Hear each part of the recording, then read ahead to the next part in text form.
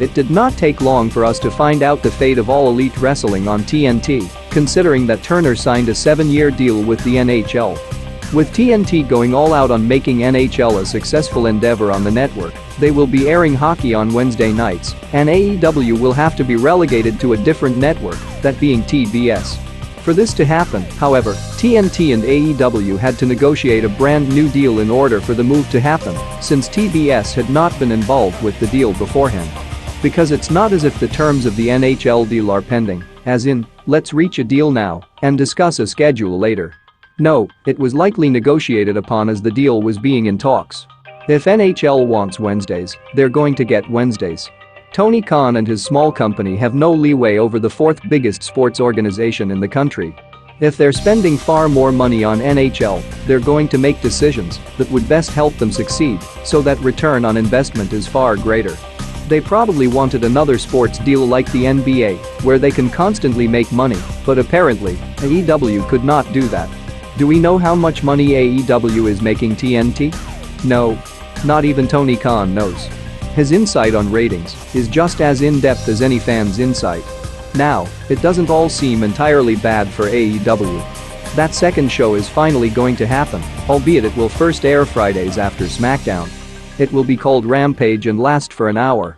Tony Khan has gone on the record to say that TNT originally offered to make Dynamite a 3-hour program, but Khan refused and wanted to do a second show for that third hour, stating that he didn't want viewers to watch 3 hours of wrestling like WWE. But Tony, why are you deciding to air this new show right after SmackDown then? AEW is also getting an undisclosed amount of money from Turner, but since we don't know how much money that is, it likely isn't much. We know the deal with the NHL, they're going to get $225 million a year for the next 7 years, so the extra money AEW is getting is probably just for Rampage itself. But here's the thing, AEW already has 3 in-ring wrestling programs. They have Dynamite, Dark, and Dark Elevation. How are they going to tape all this programming? AEW could very well be broadcasting 5, 6, 7 hours of wrestling a week. But if your flagship show doesn't even get 1 million viewers weekly, why do it? When TNA was at its peak, it only had 3 hours of wrestling a week. I'm convinced that Dark Elevation was created simply to help AEW's YouTube channel. They barely have any content to produce. They only upload Dynamite highlights, Dark, and miscellaneous videos like Brandy's cooking show. They used to upload Dark matches with Spanish commentary, but because they got so little views, they stopped doing them. If you feel you don't have enough content, why not instead tape behind-the-scenes footage, backstage interviews, or upload that unrestricted podcast on your own channel instead of TNT's? Why are 2 shows with nearly the same name necessary? AEW Dynamite has never gotten its ratings for being a good product. They have gotten their ratings constantly due to hype. They often feel the need to dangle a carrot in order for the horse to continue moving. If they aren't trying to hype a big match, or a big card, or a major new signing, they don't have virtually anything to make viewers keep tuning in. And this is not a healthy mindset to have for a wrestling promotion. It only seems like AEW is capable of putting on mindless entertainment for the most part, which explains why you got gimmick matches, lack of direction for many talents, and sparse build-ups to their pay-per-views. Most scripted shows have long-term planning. Writers plan out the shows from season start to season end. AEW does not do that. There are next to no long-term. Most scripted shows have long-term planning. Writers plan out the shows from season start to season end. AEW does not do that. There are next to no long-term plans. Things can just happen on a whim. Storylines get dropped, wrestlers can disappear for weeks or months without follow-up, and things happen or matches can get booked without proper justification. And suppose you are an executive on TNT, and you're watching this. Would you want to spend $45 million a year for mindless entertainment? No. That's why TBS is full of sitcoms that aired over 10 years ago, because you can get it for cheap. TNT will also air 4 TV super card shows, so essentially 4 free PPV quality shows on TNT, but why not have them on TBS? I guess there is a clause in the deal that TNT still had to agree to some sort of AEW programming. But more strange is that, why do this when you also have pay-per-views you want people to buy? When you give PPV caliber shows away on cable, then nobody is going to order the pay-per-view, which is revenue that AEW itself gets. So that doesn't make sense. And before I forget, AEW had to agree to a new deal without even an extension. So their deal will still be set to expire in the year 2023, and that doesn't really show us that Turner has any renewed confidence in AEW. I mean, if anything, AEW Dynamite will still be airing on Wednesdays and compete with the shiny new toy known as the NHL, in addition to basketball on ESPN. No wonder why NXT moved to Tuesdays. AEW is still going to be in a war, except this time it's with their own network. There are some fans that are saying how this upcoming merger between Warner Media and Discovery might impact AEW, considering that Discovery owns Destination America and they did not renew their contract with TNA after a year, but I'm not really sure of who would be in charge of TBS, and it's abundantly clear that this merger is simply happening due to the shift towards streaming services. The deal is expected to close in the middle of 2022, but I don't necessarily think that some suits are going to axe AEW like the new Time Warner suits axe WCW. At least not yet. There are many things that are still not right with AEW. If you haven't seen my previous video, please go check it out. I won't necessarily focus much on specific wrestlers, but rather aspects about the company or product this time around. But let's start with Tony Khan, since there is much to say about him. This guy is clueless. He does not know how to run a business and manage a large group of people. When on the Busted Open podcast, he addressed the new NHL deal on TNT by saying we're not going anywhere because we have a contract and we have 2.5 years left on it. Doesn't his family own a football team and soccer team? So what happens when they need to release a player? Just because you have a contract doesn't mean it's ironclad. Shows get cancelled prematurely for logical reasons. He has this high-profile job running this $45 million company, but has no experience to show for it. He doesn't even act like a professional. It's one thing that you want to interact with your fans, but then trying to silence critics such as Girl on Cinema because she had a few negative things to say about your product is just desperate to try to salvage what's left of your reputation. Tony and other AEW personnel have constantly criticized WWE and Vince McMahon, but they apparently can't handle criticism when it's directed at them. I'm not going to lie and say he knows what he's doing, and that's fair criticism. He needs to give some of his roles to people that can properly do them. And who are your executive vice presidents?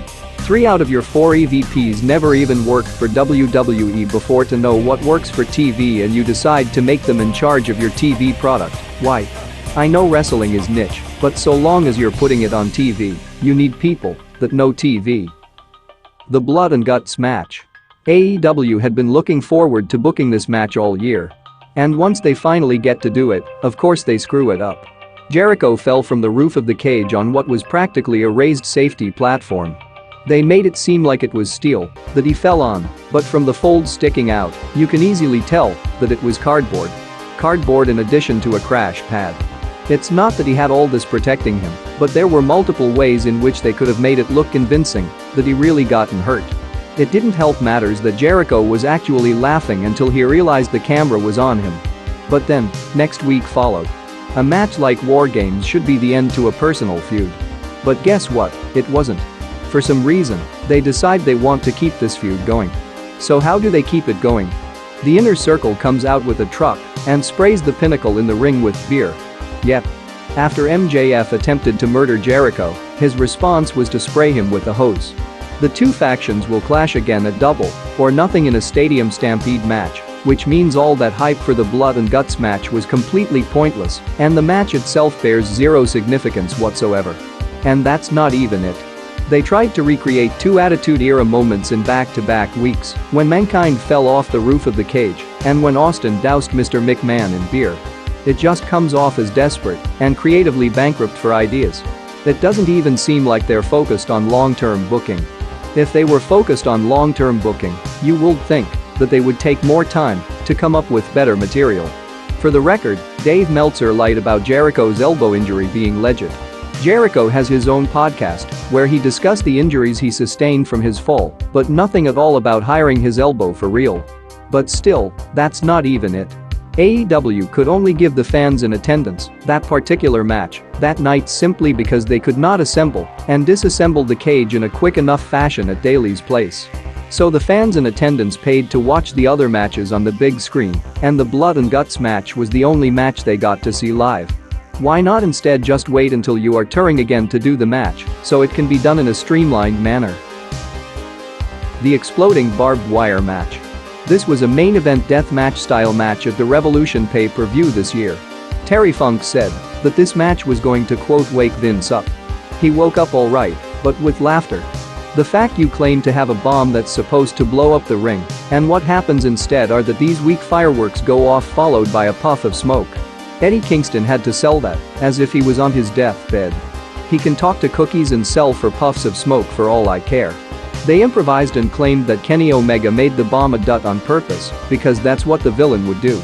No, the company puts on subpar production, just like at the Blood and Guts match. Who is in the company that keeps saying we need to keep constantly putting on these gimmick matches that expose one of our company's glaring weaknesses? The match itself wasn't anything to write home about. The barbed wire wasn't real and didn't even explode. Fireworks just played whenever one of the guys touched them. So many factions. This is subtraction by addition. Tony Khan has no clue how to develop characters. Jericho's explanation for all the faction is that they help talents get on TV. That doesn't solve problems, it only creates more problems in its wake. If they only have a set number of talents to book on Dynamite, then there's very little room for talent that's trying to develop on their lonesomes, and they make it even harder to book other talents, simply because factions already occupy so much space on the show already. We have the Nightmare Family, the Inner Circle, the Pinnacle, the Factory, the Death Triangle, the Hardy Empire, Team Taz, the Dark Order, the Best Friends, the Jurassic Express, SoCal Uncensored, the Pretty Picture, and who knows what else. And for many of these stables, most of the people in them don't have an identity of their own. They don't gain chemistry with the other members, they don't develop in any way. Jack Swagger has been part of the Inner Circle since the beginning. If he's not going to contribute to the product, what is he doing here? Colt Cabana, what's the correlation with him and the Dark Order? And putting Chris Statlander with Best Friends is just a huge downgrade for her. It's like pairing The Undertaker with The New Day. Factions are just a lazy way to try to make talents matter. The only way they can matter is if there was some real effort put into their presentation. Gimmick matches.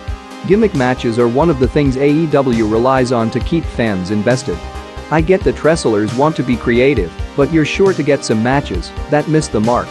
Arcade Anarchy, Blood and Guts, the Orange Hot Tub match, Stadium Stampede, the Dentist Office match, Broken Rules match, the Dog Collar match, the Bunkhouse Brawl, the Parking Lot Brawl, the Handcuff to a Dinosaur match, the Eye for an Eye match, the Cinematic Street Fight, the Exploding Barbed Wire match, and I think there are a few more that I am missing. 3 of these matches, though, occurred on the same pay-per-view. Injuries. I understand that injuries in nature cannot be avoided regardless of experience. However, I feel that the injuries happen so often in AEW more often or as frequently as WWE, even though WWE has almost twice as much weekly programming in comparison. The talent, I feel, might take a lot of risks during matches, whether they want to have a platform to formally showcase their skills or because AEW is counting on them to make the action more exciting for television, but the wrestling certainly isn't polished to justify such risks. Brandon Cutler, Ricky Starks, John Silver, Kip Sabian, Anthony Bowens, Trent Beretta, and let's not forget how Matt Hardy almost died. They cannot afford to be reckless. The women's division. They have outright proven that you can literally suffer a severe injury that keeps you out of the ring for almost a year, and when you come back, nothing about the division has changed. Not even the champion. The only 2 things that change is that there are more women under contract than before, and your contract gets closer to expiring. How awkward do you think it is for these women to watch Raw, SmackDown, NXT, or even Impact and notice how their women are getting far more tuning than they are? Any sort of promos or segments that these women do always most often end up on Dark, presumably because these women want to do something, but they can't do it on Dynamite, so rather than storylines, we get material like they're in promo class. One former women's champion hasn't even appeared on Dynamite since February. The other hasn't appeared since March. The crux of this problem is that they just have too many women. The partnership with Impact Wrestling. At first, I thought, why would AEW want to have a partnership with Impact, given that their exposure is nowhere near as big as it once was? But soon after, it feels like Tony is trying to make this a one-sided relationship and attempting to receive without giving much in return. Tony can air clips of him promoting Dynamite on Impact, but Impact has to pay for ads in order to promote Impact to AEW viewers. In one of the vignettes Tony Khan does, he says that Impact is fortunate to give him his attention because they don't have any stars. Okay, so what business do you even have with them in the first place? Kenny Omega is currently the Impact World Champion, but if you were solely watching AEW, they do very little to acknowledge any storyline that he may have on Impact, so those AEW fans don't watch Impact. Add that along with the whole Sammy Guevara fiasco, and I can't imagine Impact wanting to work with you much longer. Production flubs. Wrestling is a pretty niche category from a production standpoint, but I would assume that many crew members have dabbled in WWE just like the talent to know what looks good on TV. Production has always been subpar, and many fans will say that it has gotten worse as time goes on. For example, if one wrestler is doing their entrance, the production crew will often miss the wrestler doing a certain pose because they have the wrong camera feed at that point in time. There are also instances where managers, referees, other crew members, etc. walk into the camera's point of view during a crucial moment. I know that it also happens from time to time in WWE, but AEW's production needs to make fewer mistakes. Dark commentary. Botchamania has segments dedicated to just dark commentary. When Taz is more interested in talking about dancing at weddings than talking about competitors or rivalries, you're not doing a good job keeping the product compelling. Even WWE Main Event has a commentary team that still remain focused, even if the match they're watching doesn't have stakes. Dark and Dark Elevation are on demand too, so there's very little effort that viewers can make to simply leave the video. Lavish spending. It really begs the question that if they cannot afford to have everyone around at their tapings, how come they can spend money for things such as big free agent contracts, gimmick matches, and licensed music that they're only going to use once?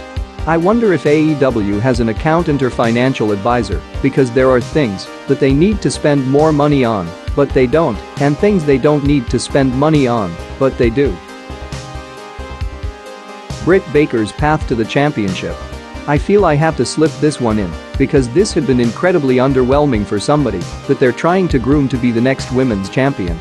So, fans have been gushing over this hardcore match on St. Patrick's Day with Thunder Rosa. Baker lost.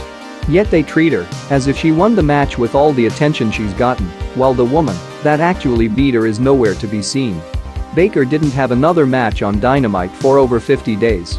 But now she's supposed to be the #1 contender since she climbed up the rankings. Yet the reason she's climbing up the rankings is because she's been beating no-name enhancement talents on Dark and Dark Elevation. So you can become the #1 contender without even beating a prominent name or even getting those wins on the main show. Who knew? They call her the face of the women's division, and that's only because she's the most frequently booked of all the women. However, they've hardly done anything with her in terms of giving her a plan aside from "we'll give you the title. Just wait for it." So, what do I think will happen to AEW? I think that if they continue to lead the company the way they do, fans will eventually stop giving them chances. It should be evident that they were not doing well enough to stay on TNT, and what they need to do is stop letting hype drive the product. They need to stop signing talent they don't have any room for. They need to hire creative people to give their show real structure and story arcs.